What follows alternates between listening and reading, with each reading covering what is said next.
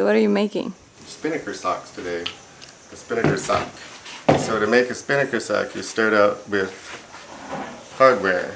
In this case, and usually, it came from an old spinnaker sock because the sock part was destroyed. But the throat, this thing, it's a fiberglass throat that you pull down to snuff the spinnaker. It's in excellent condition. And this is the other part of it. This goes to the top. It has a swivel to attach the head of the spinnaker, and then a reasonably long lead. This can be dyneema or rope or whatever, but it needs to be long enough that when the sock is pulled all the way up, it'll be up above the head and won't interfere with the head of the spinnaker and the block that allows you to pull the sock up and down. So that's what we start with, because I already threw away the old spinnaker sock because it was ugly. It looked like old lady's pantyhose according to Annabelle. So, but I measured it before we threw it away. It's 51 foot 6 inches long. So we're going to make it about the same. The length isn't real important with the spinnaker sock, because as long as you get most of the spinnaker doused, if there's 10 feet at the bottom that doesn't get doused, it doesn't matter, because it won't have any power by that point. So I'm just going to lay this out. We're going to lay this out straight because I'm going to taper this sock. In order to taper it, we'll need to mark this at an angle. And we'll need to mark the pocket as well. And I'll need to remember how to do that.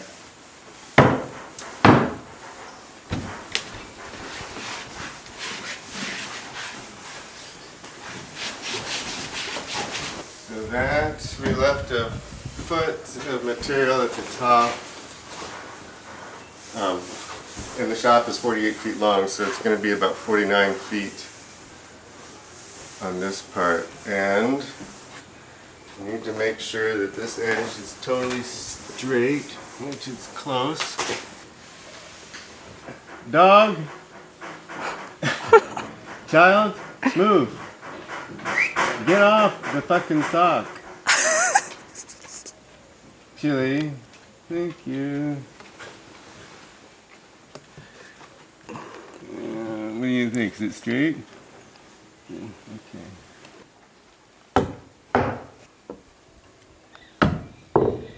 So we just need to figure out the circumference, which is 4 feet exactly. And we have here 4 foot 6. The very bottom of this is going to be another material, Dacron or something tougher than this nylon webbing. But so we'll go ahead and mark that at 4 feet. The top, let's say,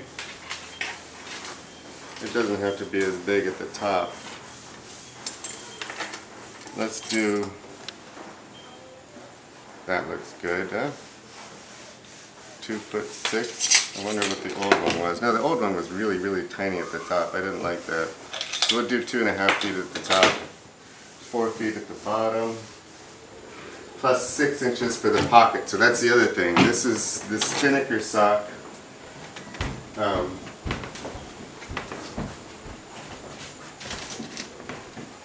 Has a pocket built into it, so it will be like this, and then those two strings that attach to the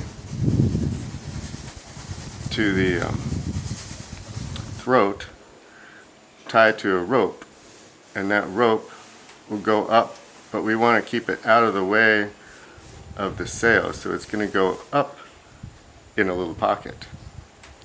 So that's the basic thing. So basically we're just going to mark what I say, 2'6" plus 6 inches for the pocket.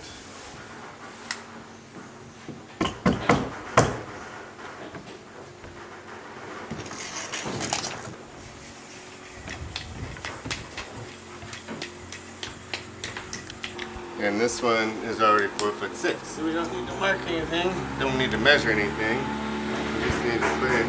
Damian's gonna snap the line because it's easier if you get a better line if you just snap it in the middle. Because the shop, as you can see, is a little bowed. Excellent.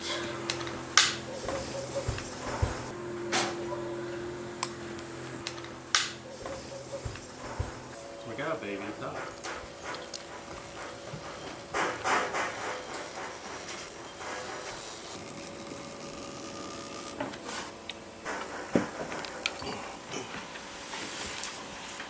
Yeah, great, thank you. Just to finish that off, since my shop is just a little too short.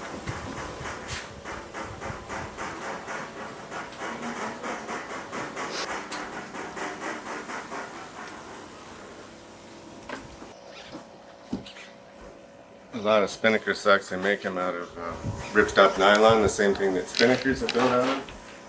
But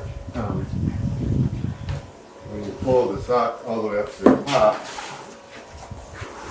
the ripstop nylon, you tend to, it bunches up pretty well, but not as well as this stuff, which will squish into nothing practically.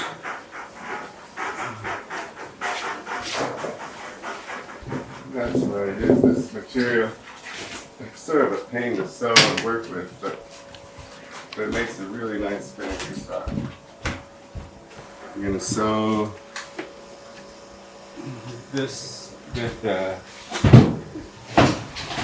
V92 thread, which I almost never use because it's so much thinner than the 138.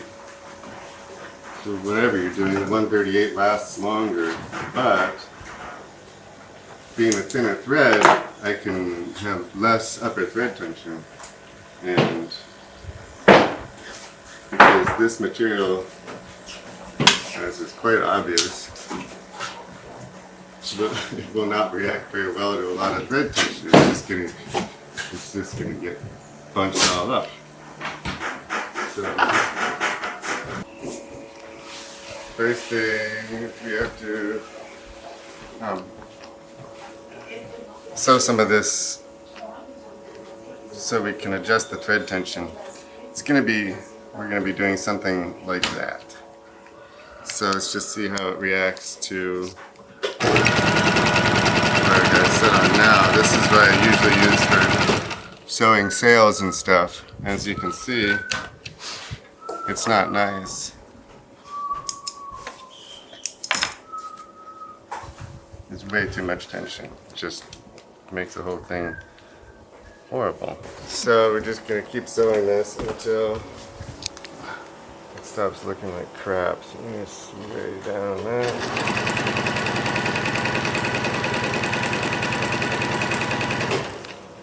Now we're starting to get somewhere. Back it off a little more.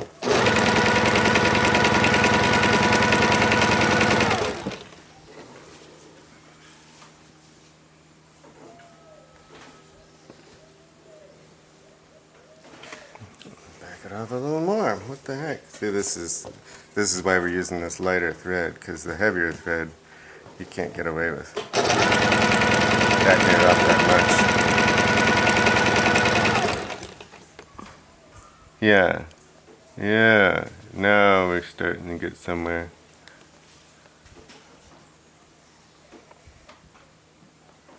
May have to put a little more tension on there because this is going to be the outside, and so you're seeing all the little knots there. So we're going to line it up 2 more. When you're sewing super light materials like this, at least on this machine, it helps a lot as well to hold tension in front of and behind. stretching the material flat so that the thread can't bunch it up as you sew. That's acceptable, yeah. You still get a little bit of the knot showing on the bottom, but one more. Okay, good. So this here is 4 foot 6 inches. So I marked it at 6 inches, and that's what we're going to make our little pocket.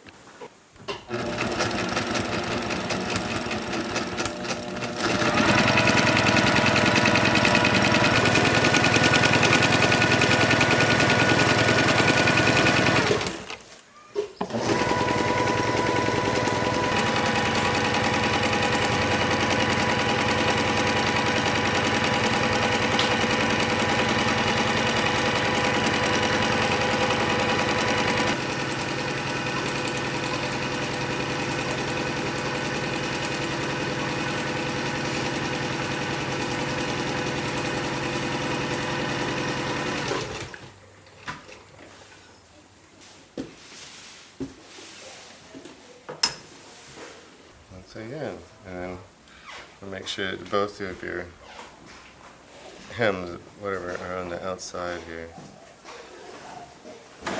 That's all there is to it. Then we just do it again.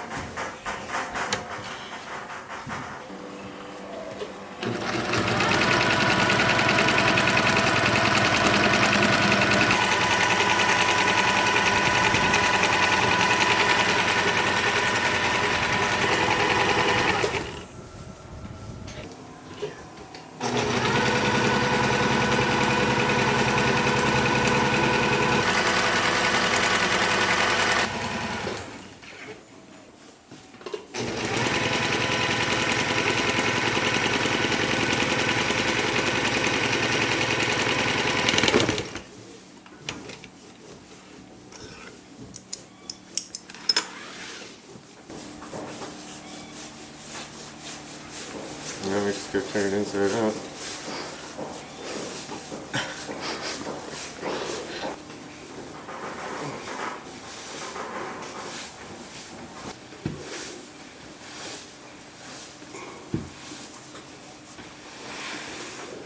There we go then.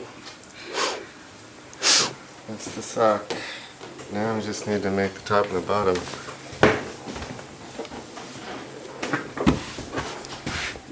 So I think at the top I'm going to use Spectra tape. I'm going to open up the pocket a little ways. Because up at the top and the bottom, it's not that hard to work on whether we want to be inside out or. Problem is that you can't stuff all that material underneath the machine. That's why you need to sew the pocket first. Sew these together.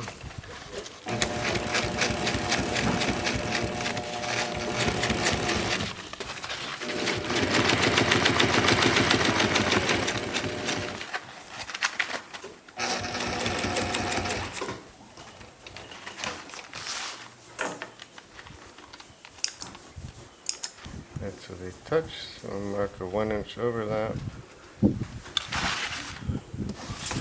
Cut it, hem it, well, seam it, I guess, and then finish.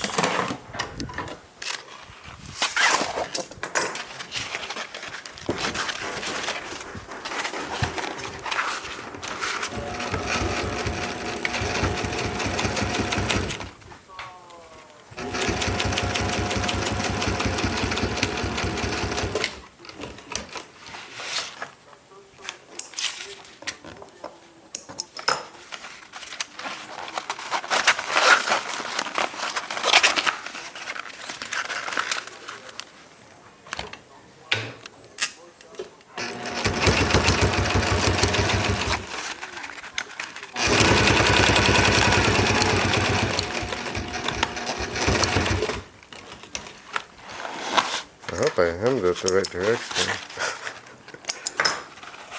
Yeah. Excellent.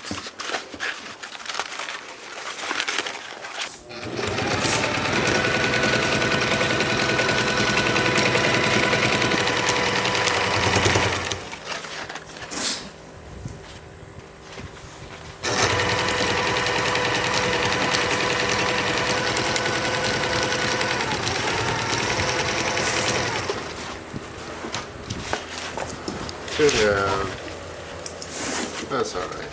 Could have put a little bit more thread tension on there since we have this heavy DAC on, but looks okay. Now we just need to finish out this pocket a little bit. I'm going to sew a piece of tape on here, I believe, to terminate the pocket, because this is going to be prone to a lot of chafe.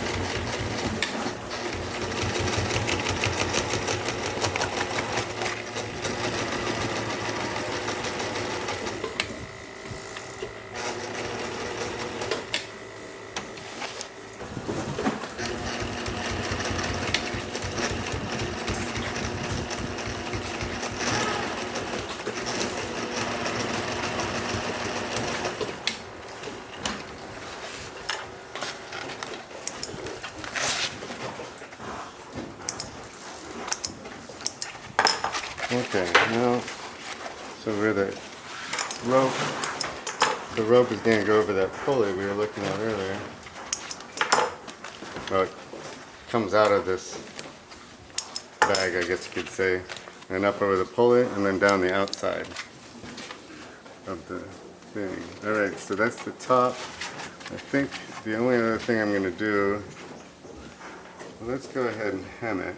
Single, because this is really strong material, but it'll make a nice wide hem, and we'll put a grommet on either side of this, and then use that to tie the, we could sew webbing on here or do anything, but I think we'll just put 2 grommets in there and then tie it all together with that.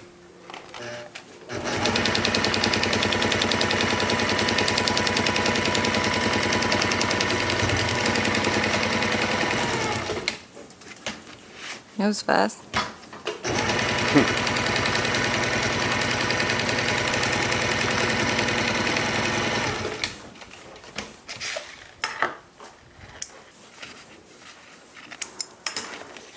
Alright. Top done.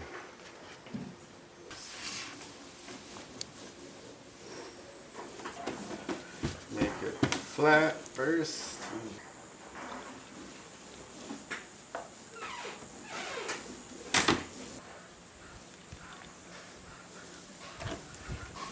That's what we use to pull it up. So these terminate together over here on one side, and that's where the little it's a little pocket. What do you call that? Pocket? That's where it starts. So I want to have this a bit taller. Say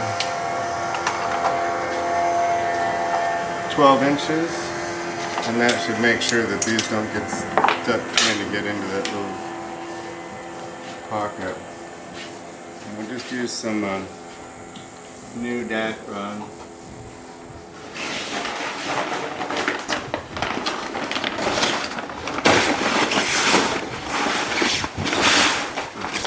New enough anyway. Off the brand new sail that we recut. And it's, what did I say it was? 48 inches, right? 48 inch circumference. So we need 49 inches with the hem.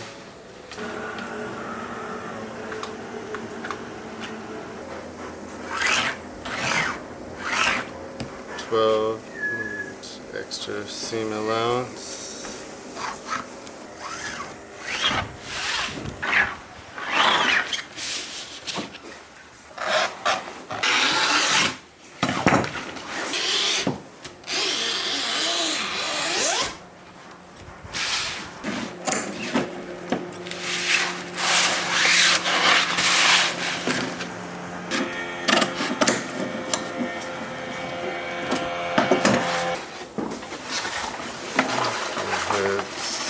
Sew this together.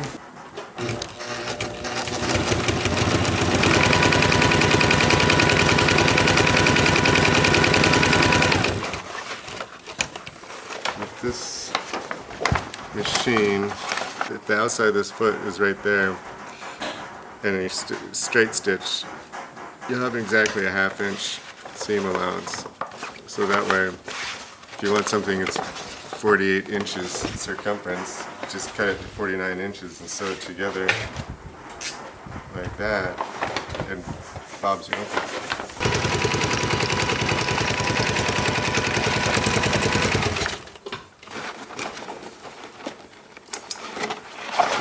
What is that type of? It's like you're kind of doubling the. You're doing a single, and then you're doing a zigzag. Right. What is that for? The initially you sew it with front to front, outside face to outside face. We just sew it together to give ourselves the right length, or to make it, to get that 1/2 inch seam allowance, and then open it up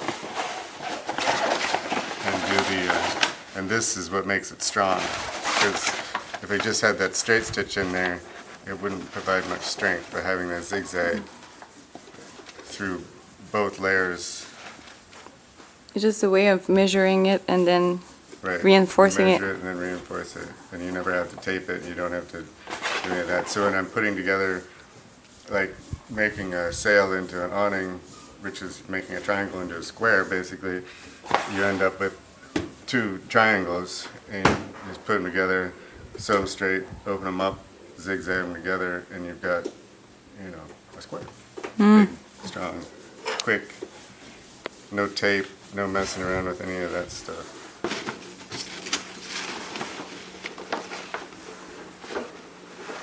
Outside to outside, yes, like this.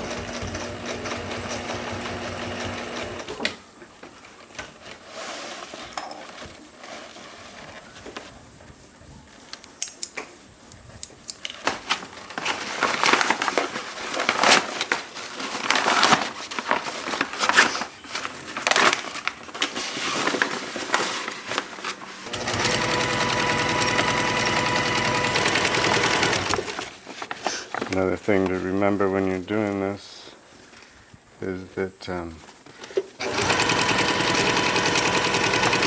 if you're joining 2 dissimilar materials, which I am here, you want the weaker one to be doubled up, so you've got 2 layers of that weaker cloth and 1 layer of this, of the stronger cloth.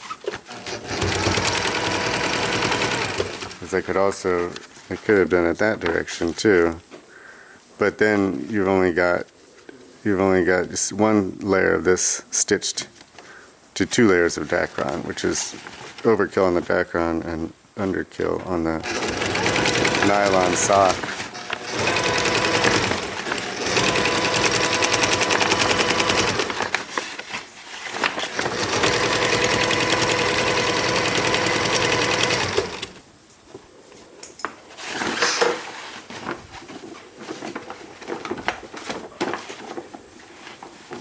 Yeah, I want to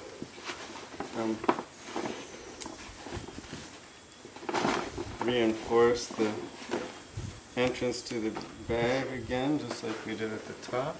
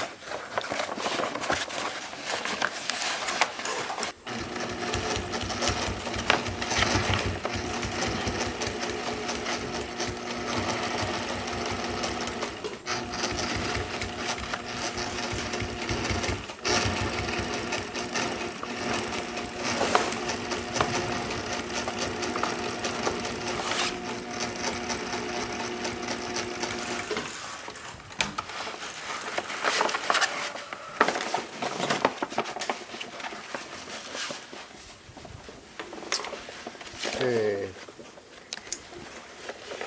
now we need to make a connection at the bottom. Dacron's not great for putting, I mean, you can put a string in there and come out so you can tie it tight, but it doesn't fold very nicely. Dacron doesn't. Let's hem some sunbrella on the bottom of it, and that will allow us to make a little pocket to put a piece of string in, and we'll use that to tie the sunbrella down, because the sunbrella will stretch and move a little bit more easily than this stuff.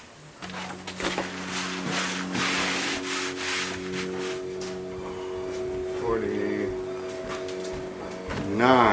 is what we were going for around, but in this case I'm not going to make it join up. We'll leave a gap for tying a knot. So it's a 3-inch gap, so I'll put this at 46 by 6 inches wide.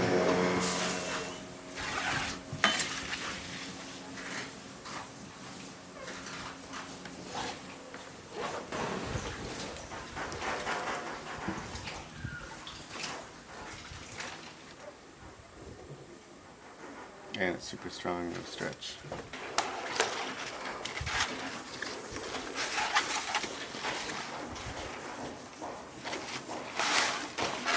Let's hem it first.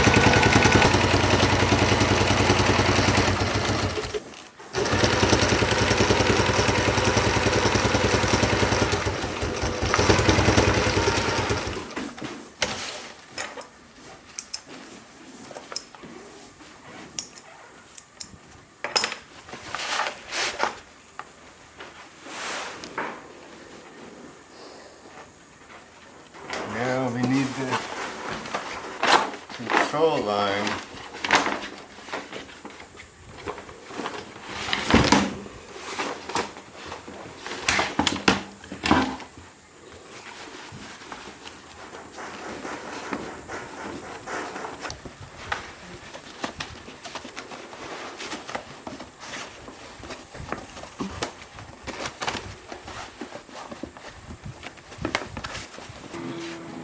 So let's see if we can't run the, because if when you're pulling down and when it's really windy and you're trying to snuff the sock, you can't have this, the sock staying up there, and if this thing comes down, the sock stays up, you're well and truly fucked.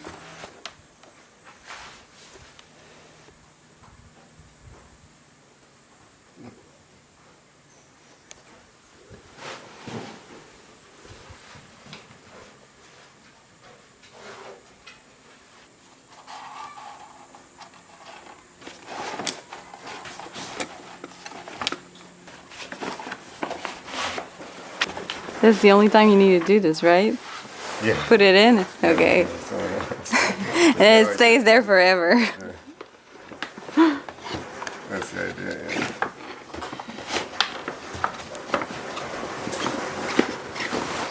The other one, when I took off the old one, I had to chop it off. It's totally permanently attached.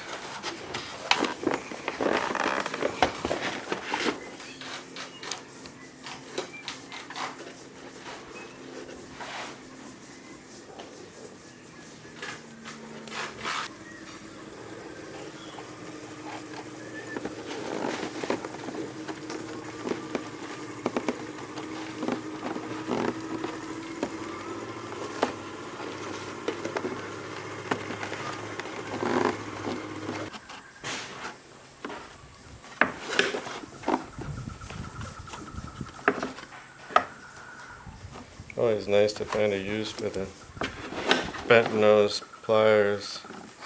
They're pretty useless usually, but every now and again.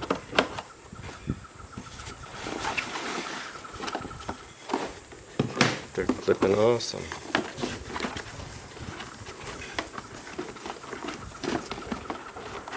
I think we just need to feed the line through here and then put the sail in. Which means I get to stick my whole arm inside that thing again.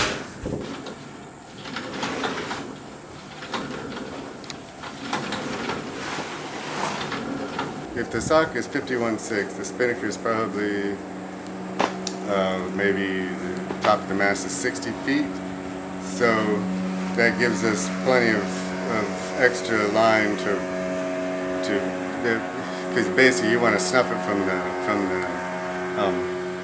mast. You don't want to have to go all the way up to the foredeck. You want to be able to have enough line that it goes from the snuffer, from the whatever, the bow to the mast and up to the masthead and back down. So 140 feet it should do.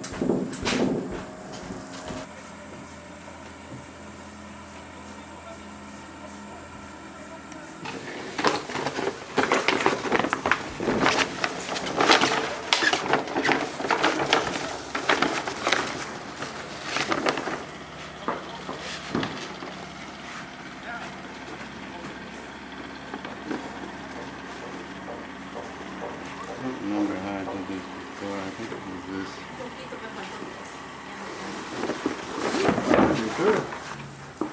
Looks fun. Super fun.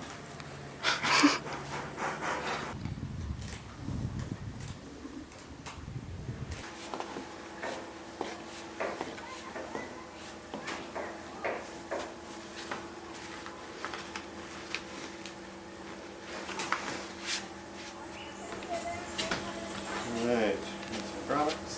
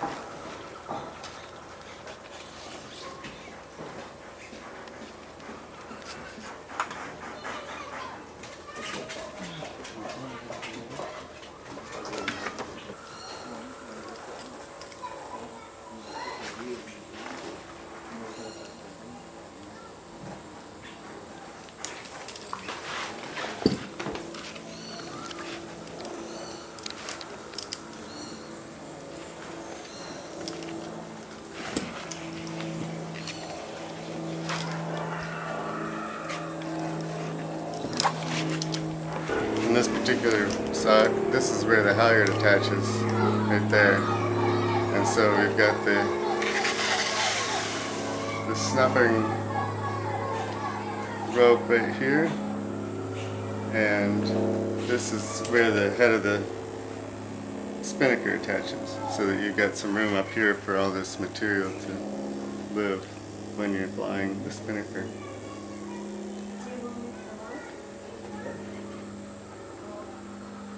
And now we just need to install the spinnaker, I believe.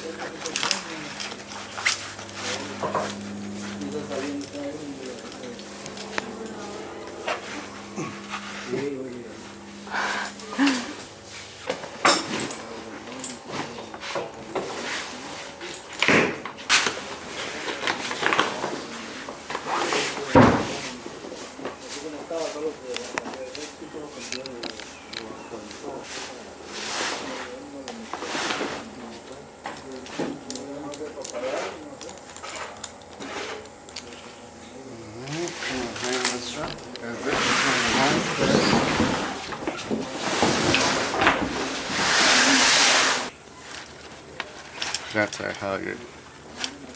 That's the masthead.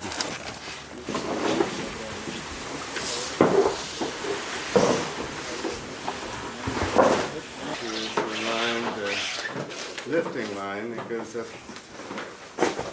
into a pocket. So you're going to tie it to the two lifting rings here.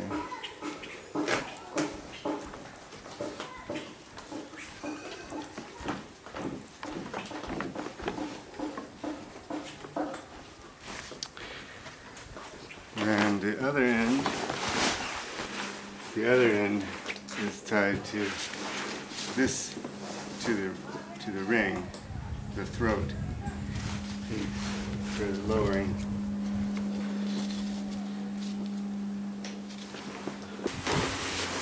You gotta help it when it's on the floor.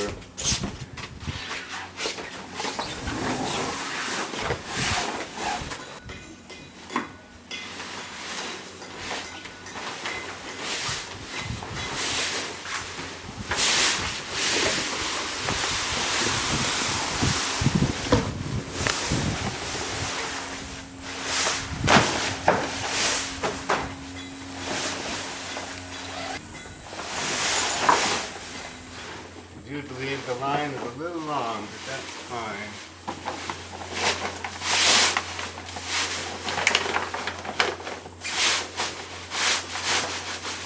Ah, that's alright. Sock is a nice length.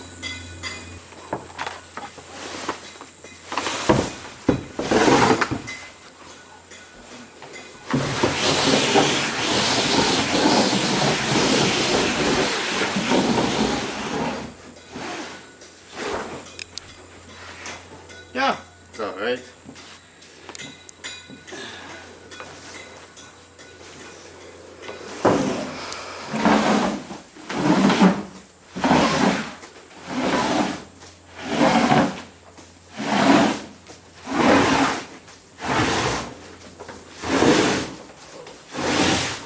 Looks haunted.